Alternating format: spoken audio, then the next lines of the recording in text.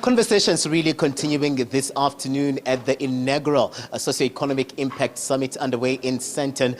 This is where we see global organizations like the AU also forming part of those that are taking stock here. Everything else is about what work has been done in terms of ensuring that you're closing the gaps where the sustainable development goals are concerned. The United Nations also here. And here we're looking at issues around the socio-economic challenges. And we know that here at home there have been issues around inequality, around poverty and unemployment that is rife right now, but also issues of climate change coming under the spotlight here as we try to see where we are right now in closing the gaps around the socio-economic challenges that have hampered progress in most of these countries, including South Africa. I'm going to bring into the conversation now Sarah, who'll just give us a sense of what work has been done so far. We saw you give us a presentation there as part of the AU, but you're coming from the African Peer Review Mechanism. You've been doing a lot of work, and we know very well that South Africa forms part of this global community. We don't want to be left behind where those targets are concerned in terms of ensuring that we play our part around the reduction of these emissions, but also meeting through those sustainable development goals. Welcome to the SABC, Sarah. Let's take stock. Where are we right now in terms of just ensuring that we implement without any fail?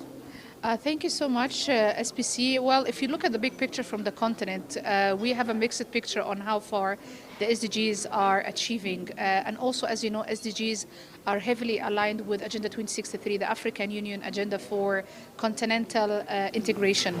Over the past, I would say, 10 years, we can see that countries have been improving their national development plans. They have been trying to align SDGs priorities with NDP, and also they are trying to mobilize resources to implement initiatives on the ground in order to address all the issues you have highlighted. I think member states heavily invested in poverty reduction, and mostly important, how to improve poverty measurement.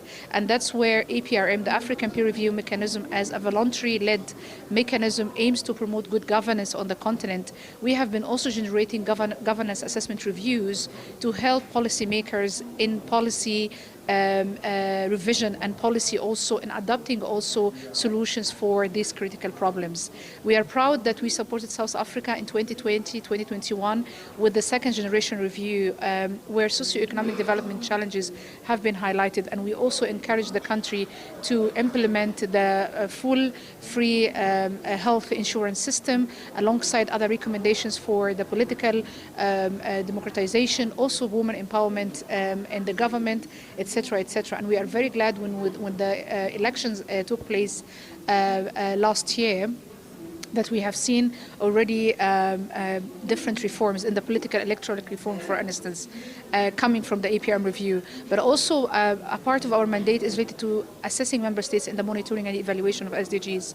And we have been supporting the South African Department of Planning, Monitoring and Evaluation to also improve reporting on SDGs. And I think South Africa is one of the, even I would say, progressive countries to include and ensure incorporation of SDGs indicators in the National Development Plan, especially the Vision 2030. So all of these reforms have to be captured and have to be considered for the efforts of the South African government to promote SDGs. Having said that, as you mentioned, there are also still challenges, and the path remains long for countries to improve and address socioeconomic development. South Africa also, through its alignment with the SADC region and its membership in SADC, influential role in the African Union, and mostly particularly in conceptualization of Agenda 2063. While now we are starting the second 10-year implementation plan of Agenda 2063, they are also working hand in hand with other African countries to ensure that financing gaps are addressed. We need every year at least $100 to $120 billion to fulfill infrastructure gap in the continent, and we also have up to 30% unemployment rate across the continent. So I think with the implementation of some of our flagship programs, especially the Africa Continental Free Trade Area, in the continent, there will be more opportunities for job creation and also more chances for skills development and exchange of, I would say, investors, researchers, youth in general from the African continent among each other.